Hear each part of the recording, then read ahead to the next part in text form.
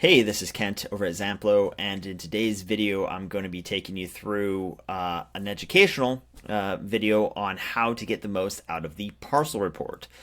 So many of you are familiar with the Parcel Report, but if you're not, this is definitely a good video and the right place to be. The scenario that you're using the Parcel Report is typically when you're in the due diligence phase. So let's just say there's a particular parcel we're thinking about purchasing, maybe this one right here. Over on the right hand side, you get this parcel pane where you can load more for more information. But what I want to highlight today and focus on is the Parcel Report button up here on the left. Just before I get there, a couple of these other buttons that I will point out is there's access to the pricing tool right here. And a lot of you aren't aware of this, but there is a Google Maps link. So I use this quite often to select that and then take me into that general area where I can drop my guide for Google Street View and just kind of get an idea what that area is looking like. Make sure it's actually probably this side of the road, I believe. So then I can kind of get an idea of, okay, this is what it looks like. And of course, sometimes you can change like the time of year and things like that, which is beneficial as well. The other thing too is there's the ability to download KML files. So KML files are often used for loading this parcel in another tool. Probably the most common is Google Earth. So I'm going to fire up Google Earth real quick here. And then I'm just going to go to File, Open. So once you've downloaded that KML file, you can then open it in Google Earth. And what it will do is it will take you directly to that location with the parcel highlighted, so you see the boundaries there. So you can, drag and drop this and kind of change the angle, zoom in if you need to. There's a little guide to do Street View, very similar to what we did by just going to Google Maps. And then there's also something that I like to do sometimes as well, is this little icon right here. It allows me to see a lot of different satellite imagery from Google. So I can change it to different times of year and just kind of see how it changes. Obviously, it's a lot more green in the spring and dries up as a lot of California does in the summer months. But that's just another little feature that many of you may find helpful and you might not know about. But really what I want to focus on is the parcel report. So again, this is more when I am considering buying this parcel in due diligence mode. If I click on the parcel report, first thing I want to highlight is this link up at the top here. That's a unique link that will always take you to this parcel report. So it's really beneficial for collaborative purposes. If you're working with a partner or if there's a VA and you have a CRM, you can post that link in there. So we'll always open you up here, or you can share it with somebody else so you guys can quickly get to the area that you're talking about. All of that information that was in the parcel pane is in this area right here. And it should be noted that you could also download the KML file from here, access Google Maps from here, or also push this into a printer view as well. And if you scroll down, you can also access the custom pricing tool from here. And if you do use the custom pricing tool and you've saved that work, it will be saved in the parcel report area. So if I go to configure custom pricing, it would take me to this area where, again, it highlights this particular parcel that I'm going to be pricing with this greenhouse, and it's buried under all those comps in there as well in this this chart. And so what I would be trying to do is to utilize this to pick kind of the comps that I feel are most alike or accurate to this one that I'm considering buying. So first thing, what I'm after is a 2.5 acre parcel. So I'm going to get rid of this 40 acre one. That's an easy outlier to spot. And then I can also see this one that's hanging way up here. So if I hover over any of these things that are kind of like quick visual outliers of, what I might want to look more into, that shows me on the map highlighted in yellow which one that is. And also on the left-hand side over here, it's highlighted in red. So it makes it really easy to see the correlation between, where it presents on the map, on the graph, and on the list.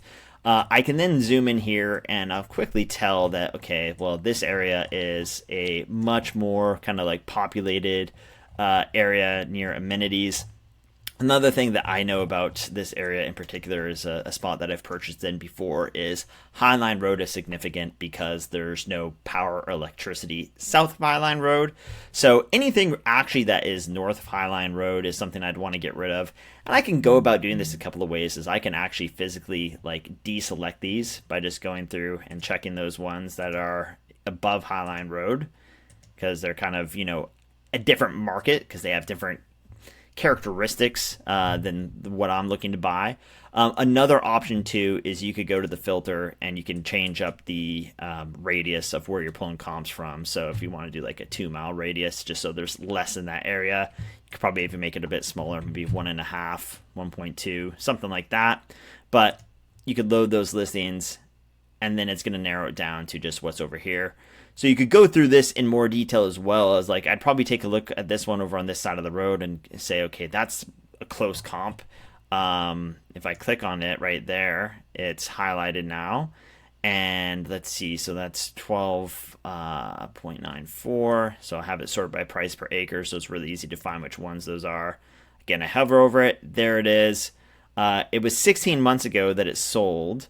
If I go to my auto selection, I'm right at the 16 months mark. So I think because I added that, it bumped this up here. But you can kind of auto adjust this to say, okay, I'm fine with comps a year and a half old. In other words, 18 months. And you could do it that way as well. And so select those listings. And if I wanted to take a little bit of a closer look, I mean, it's basically across the street. So should be relatively the same. But I can click into that, see the, the photography and images. See, okay, what it says about it here, if there's anything that stands out. Lot is not too far from power, like I mentioned with that Highline Road, but you can live off the grid with wind and solar power, which is probably very common and popular there. And then I also like to scroll down to the price history. So it looks like this one was listed on the 1st for $39,900, basically $40,000, and sold 4 days later, or the sale was pending 4 days later, and then they closed it at $33,000. So, I mean, that's great in terms of how quickly it's going to turn around, and it's a great sign that if I say, okay, even though it was a year and a half ago, it's probably a pretty similar market. And if I can get something, that makes those numbers work, where I know that there is a pretty good demand there, then fantastic. So I would leave that one checked off there. Again, if I scroll out a little bit more, I can look at this one right here and decide if I want to keep it. It's higher, but it's still in that same area. And this estimate right here is pretty spot on with what I saw on that one right over there as well. So that's probably around the area of where the market value is for that parcel that I'm considering buying. If I apply that pricing to the parcel, it's then going to take me back to the parcel report where this is now saved. And what's really good about this unique link, again, if you're working with somebody else, a partner, a VA, and they did the pricing, they could share this link with you. You could open it up, go take a look and review this yourself and just kind of come in on the back end and check it and make sure the numbers and everything looks right. But what I'm typically trying to do when doing this is remove those outliers that are way too small, way too high. You're trying to kind of find that median and being honest with yourself that you're not being like cherry picking the highest comps. You want to be realistic with where the median is. And if the median is, 35,000 with my goal, I want it to flip rather quickly if possible. So I might say, okay, well, I'll try to sell it for 30,000. I'll be happy with that. And that's kind of how I'd be using this custom pricing tool. Skip tracing. So you can skip trace right here, find telephone numbers and email addresses. And then the other thing that you can do right here that's brand new for us is you can come in and purchase some different reports and documents that we have. So by far and away, probably the most popular is the deed. So it's one that every time I'm going through due diligence, I'm purchasing a deed to make sure that I know all the different things that a deed can possibly tell me in terms of, who else potentially owns it? Are there any restrictions that I need to be aware of? Is there an easement? Is there a lien on the property? The legal description. So a lot of really important things that a deed can tell you. And if you're not kind of having that incorporated as your best practices when going through due diligence, I would definitely recommend it. So there's going to be more added to this page as a one-stop shop for your due diligence.